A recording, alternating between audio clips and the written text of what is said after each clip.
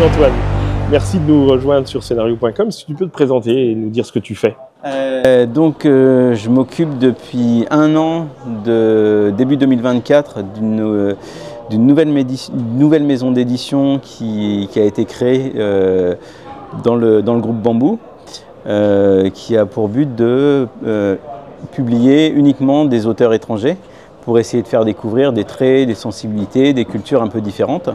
À peu près une dizaine d'albums par an. Et puis c'est quand même généralement de la BD jeunesse avec de l'aventure, du merveilleux, du fantastique. Certains albums sont un peu plus adultes, mais c'est globalement ça la ligne éditoriale.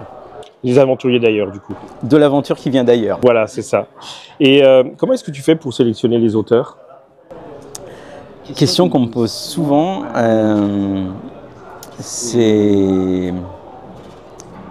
d'abord, c'est toujours le dessin. En fait, je suis en veille permanente, même si j'ai pas vraiment l'impression de chercher. C'est une chose en amenant une autre, un auteur en voyant un autre auteur.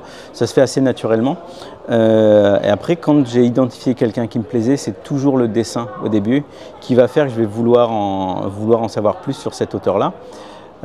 Quand ça arrive, mais ça peut être quelqu'un que j'ai rencontré sur un festival, je sais pas, en Angleterre, ou ça peut être une recommandation Amazon, ça peut être l'algorithme d'Instagram qui me renvoie vers un truc. Il y a vraiment pas de règle.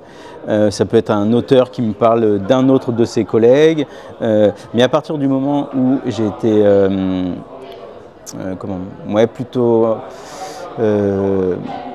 le dessin m'a attiré. Je me renseigne à mort sur l'auteur. Généralement, ils ont tous un site internet.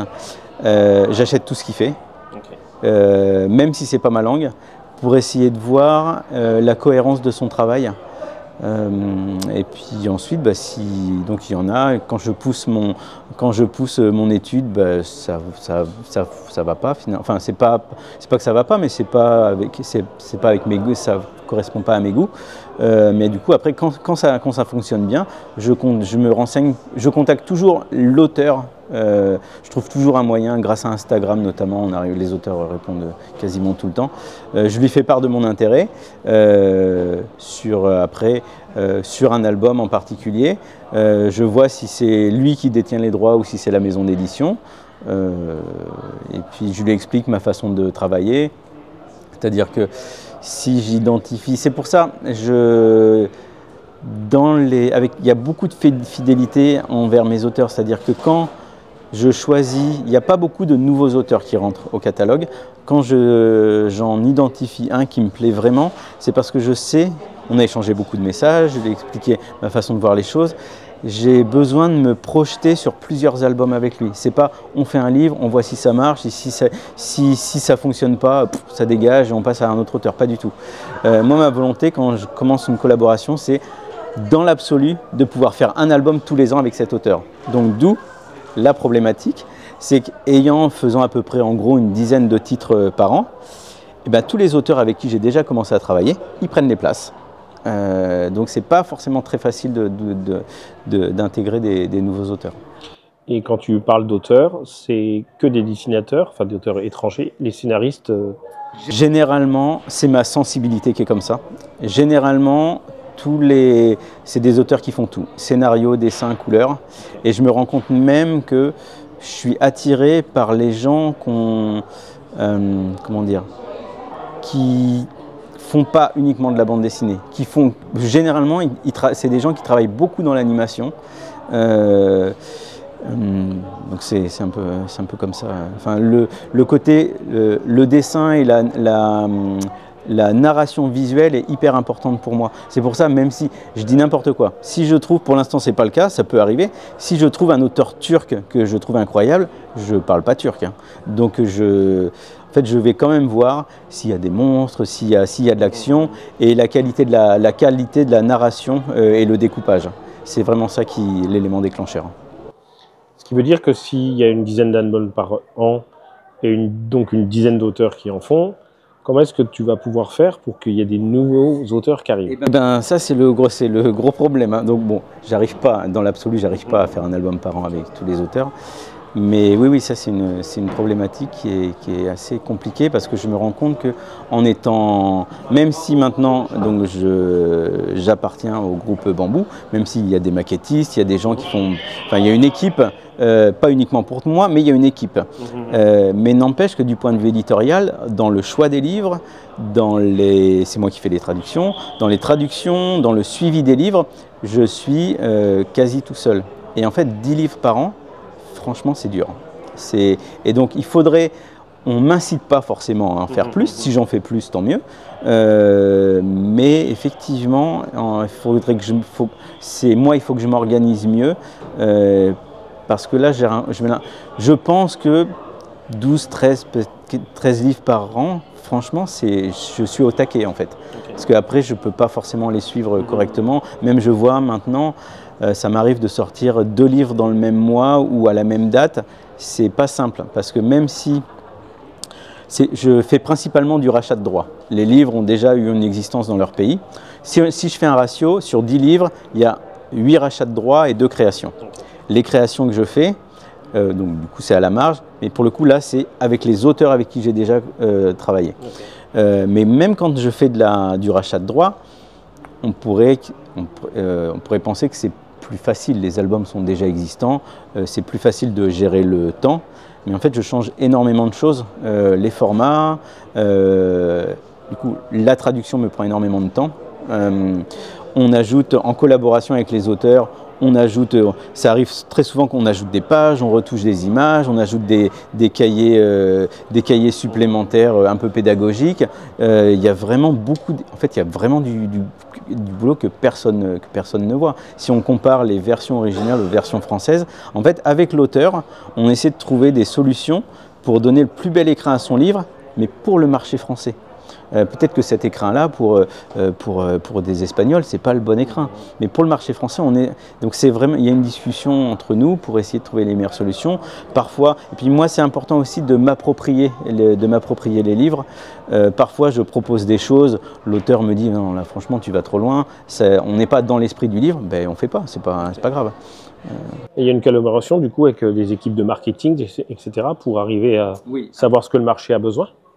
Oui, avec l'équipe de diffusion, l'une des grosses forces du groupe Bambou, c'est qu'ils ont leur propre diffusion. C'est-à-dire que les représentants défendent uniquement les livres du groupe Bambou. Donc il n'y a pas besoin d'avoir fait l'ENA pour comprendre que c'est plus facile de défendre 50 livres par trimestre que 250. Et là, donc c'est pareil, il y a un vrai travail d'accompagnement pour trouver les meilleures solutions pour que les livres soient repérés par les libraires. Donc ça, c'est hyper appréciable. C'est pour ça, c'est important, les couvertures sont très importantes, c'est pour ça qu'on les change. Même si parfois on en garde certaines. Et même aussi après, il y a aussi tout le travail avec les attachés de presse pour essayer de donner la plus grande visibilité aux livres. Il y a tellement de livres. C'est pas le fait qu'il y ait trop... Enfin oui, il y a trop de livres, mais en plus le problème c'est qu'il y a plein de livres hyper bons. Donc comment réussir à se démarquer? Parce que au début quand j'étais tout seul, je savais que la diffusion était... Moi je suis nul en plus du point de vue de la communication, donc ça plus une diffusion assez médiocre, les livres n'avaient vraiment pas beaucoup de visibilité. Donc là quand je suis arrivé dans le groupe Bambou, je me suis dit, franchement, c'est tranquille, ils ont une force de frappe vraiment, vraiment puissante, ça va être vraiment tranquille. Mais en fait, pas du tout. Malgré ça, c'est hyper dur parce que y a plein de livres super bons. Et super bien maquettés. Quand je vais dans d'autres pays pour voir ce qui se passe au niveau des livres, mais la qualité de façonnage des livres en France, c'est vraiment incroyable, même chez les tout petits éditeurs. Donc voilà, donc faut réussir à accompagner le livre au mieux. Et pour 2025, il y a un projet qui est peut-être déjà très bien avancé, d'introduire des auteurs de comics. Ouais, je me suis rendu compte, donc j'avais commencé, principalement mon réseau s'est développé avec des auteurs en Europe. Quand j'étais tout seul, ces auteurs, je continue à travailler avec eux. Mais il y avait une exception, l'un des derniers albums que j'ai fait quand j'étais tout seul, c'était avec Derek Loffman, un auteur canadien anglophone. j'ai été tombé sur son travail grâce à l'algorithme de YouTube. On a fait un album, la collaboration s'est extrêmement bien passée, donc on continue à travailler ensemble. Et donc grâce à lui, en fait, je découvre des autres, parce que je lis pas beaucoup de comics. Ma culture du comics n'est pas très développée. Et en fait, grâce à lui, je découvre plein d'auteurs de comics, mais un peu underground. Et du coup, lui, comme tous ces auteurs-là se connaissent. Et en fait, il fait une très bonne pub pour moi. Donc ça, c'est vraiment appréciable. Et donc je découvre de plus en plus de gens super talentueux. Donc là, sur 2025, il y a donc lui, Derek Loffman, il y aura un nouveau livre, donc ça sera le 3e sous le label Aventurier d'ailleurs. Il y aura un autre auteur anglais qui vit aux États-Unis, mais voilà, encore une fois, un gars qui a bossé sur les derniers Disney en 2D, qui fait à côté de la bande dessinée.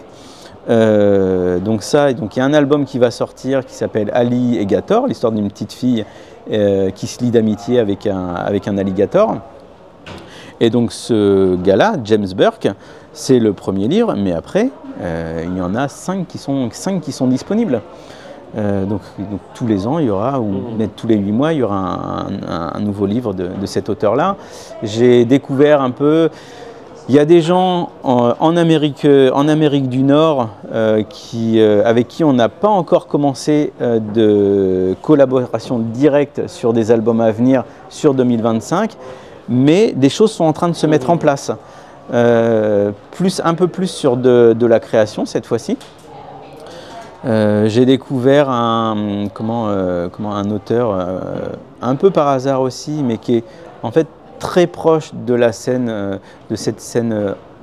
C'est pas vraiment underground, mais ils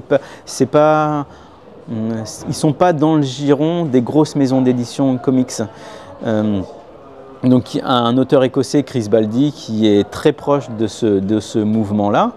Et je me rends compte, alors que je ne connaissais pas du tout, que j'ai une sensibilité effectivement pour la BD nord-américaine, mais avec des influences européennes. Quand je discute avec Derek Loffman, lui me dit que même s'il travaille il fait des boulots de commande pour DC Comics, pour Marvel, pour Disney, lui, ses influences, c'est la BD européenne. Et ce que j'aime bien, c'est aussi ça. Ce que j'aime bien avec tous ces auteurs qui ont ils ont tous à peu pareil, ils ont tous à peu près le même âge, entre 30 et 45 ans, c'est des gens finalement qui prennent, mais c'est grâce à Internet en fait, ils prennent des influences de partout, du manga, du franco-belge, du comics, et en fait, ils s'approprient toutes ces influences pour les digérer et prendre un peu ce qu'il y a de bon dans un peu tous ces différents centres de publication. Qu'est-ce qui fait que les Aventuriers d'ailleurs se différencient des autres BD qu'on peut trouver chez les autres éditeurs? Quelle est vraiment la vraie particularité, enfin la particularité de cette société d'édition? C'est pas facile à dire, je ne sais pas trop dans les autres maisons d'édition, je ne sais pas trop comment ça se passe. Je pense que tous, on essaie de faire les meilleurs livres possibles, tous on essaie de donner la plus grande visibilité. Mais après, c'est vrai qu'il y a un truc dont je suis vraiment hyper fier, c'est le relationnel que je réussis à instaurer avec les auteurs. On n'est pas du tout du même pays, on ne parle pas la même langue. Par exemple, quand j'achète un album à un éditeur, un éditeur canadien par exemple, une fois que le contrat est signé, l'éditeur, je m'en fiche un petit peu après. C'est avec l'auteur, c'est important pour moi de collaborer avec l'auteur pour aller dans son sens et aussi de partager. Pour le coup, là, je ne suis pas encore allé au Canada, mais tous les auteurs avec qui j'ai noué des liens depuis le début, il y a une grande transparence. ceux avec qui j'ai commencé quand j'étais tout seul, ils étaient au courant de toutes les galères, tous les problèmes d'argent. Ils voyaient que j'essayais de me démener tant bien que mal, que si parfois j'avais des retards de paiement, c'était pas pour m'acheter une Mercedes, que quand si je les mettais dans un hôtel, eh ben, je leur promis le truc le mieux, moi je dormais sur le canapé, je m'en foutais. Voilà, je pense que c'est ça. Ils sont venus chez moi, je suis allé chez eux il n'y a pas longtemps, je suis allé voir 4 auteurs en Roumanie. Donc c'est une des auteurs qui m'a hébergé. Donc en fait ça, c'est plus que du travail en fait. Et c'est important aussi pour moi, je me rends compte. Alors tous les auteurs ne sont pas dessinateurs, scénaristes et coloristes. Certains travaillent avec des scénaristes, mais globalement la majorité c'est quand même ça. Et en les connaissant bien, au-delà de uniquement leur travail, il y a quelque chose qui me touche en fait énormément, c'est que donc, les auteurs avec qui je travaille, je prends l'exemple de Nouria Tamarit, qui travaille aussi avec Sarbacane, avec Delcourt, tous les albums qu'ils font avec les autres, je les achète. Je suis le jour J, je suis le premier acheteur. Donc je suis hyper fan des auteurs avec qui je bosse. En fait, si je les choisis, je pense que je les choisis pour faire des livres pour moi en fait. Le critère de sélection, c'est que j'ai envie de... c'est celui-là, je ne sais pas si c'est un bon raisonnement, mais pour moi c'est celui-là. Et du coup, de bien les connaître, quand je lis leurs livres, j'ai l'impression de les voir dans toutes les cases. Et ça me touche énormément. Le fait que ces auteurs-là, qui font de la bande dessinée, c'est ce qu'ils préfèrent faire, mais dans des pays où le marché de la bande dessinée n'est pas trop développé, ces auteurs-là font d'autres choses à côté. Pour vivre en fait, de l'illustration, du chara-design de jeux de société, du jeu vidéo. Mais du coup, quand ils font de la bande dessinée, eh ben, ils mettent toutes leurs tripes parce qu'ils ne sont pas dans un marché du livre comme en France. Ils savent si la BD ne se vend pas, ce ne sera pas la fin du monde. Eux, ils vivront avec autre chose. Et l'approche est un peu différente. Et ils vont jusqu'au bout dans leur démarche. Et c'est ça, ça me touche vraiment beaucoup. Et je pense qu'ils le sentent. En tout cas, dans ce que tu racontes, on le sent, parce qu'on sent le passionné et qu'il y a un métier passionnant. C'était une des problématiques, une des choses qui me faisait mal à la fin des aventuriers de l'étrange, quand je faisais à peu près 5 livres par an, et sur la dernière année, les problèmes d'argent s'étaient accumulés, et sur la dernière année, je crois que j'ai dû faire 2 livres ou quelque chose comme ça. Et même, ça me faisait mal de proposer des nouveaux livres aux auteurs, sachant que je n'étais pas en capacité de les vendre correctement. Je m'étais dit, ils mettent toutes leurs tripes dedans et putain, moi je galère, j'arrive pas à vendre autant que ce que moi je pense qu'ils auraient mérité. Et donc ça m'a gonflé que certains albums se fassent avec d'autres maisons d'édition, mais pour le bien de l'auteur, ils ont bien fait. Et maintenant, d'avoir créé ce lien-là, et de continuer avec eux, avec la nouvelle formule, où là, pour le coup, les livres se vendent beaucoup mieux, ça a encore un peu plus renforcé les liens, et c'est chouette, quoi, vraiment. Le prochain album qui sort, c'est de qui et c'est quoi? Le prochain album, le 5 février, qui est une adaptation de Frankenstein, par 2 auteurs espagnols, Merixel Ribas et Sergio Sierra. C'est un album que je connaissais déjà parce qu'il avait été publié en 2006 aux éditions Petit à Petit. L'album n'était plus publié en France. Les auteurs ont récupéré leurs droits. Donc l'album, je le connaissais depuis longtemps et je pensais qu'il était possible de faire mieux que l'édition, en fait d'actualiser. L'édition de Petit à Petit était pas mal, mais un peu datée.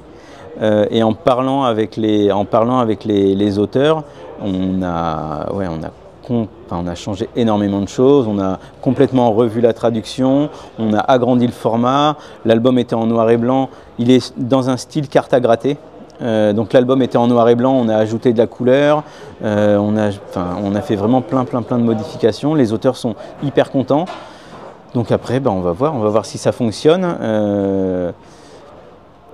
En fait, moi, bien sûr, évidemment, j'ai envie que les livres se vendent le plus possible, qu'ils trouvent le plus de public possible.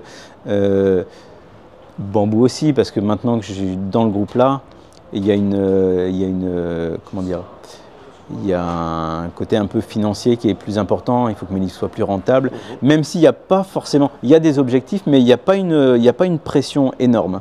Il y a un plan sur le long terme pour installer la structure. Donc pour ça, moi, du coup, c'est important que le livre se vende bien, mais avant tout, ce qui est important, c'est que les auteurs soient hyper contents du livre. Et lorsque donc les deux auteurs, quand ils m'ont dit, avant d'être publié chez Petit à Petit, c'est un album qui avait vu le jour en Espagne. Et quand les auteurs me disent, mais c'est cette version-là qui aurait dû être publiée dès le début, mais ça me fait hyper plaisir en fait. Voilà. Donc espérons que Frankenstein fonctionne. Eh bien, très bien. Merci Marc-Antoine. Et à bientôt, ouais, ça marche. Merci. Salut.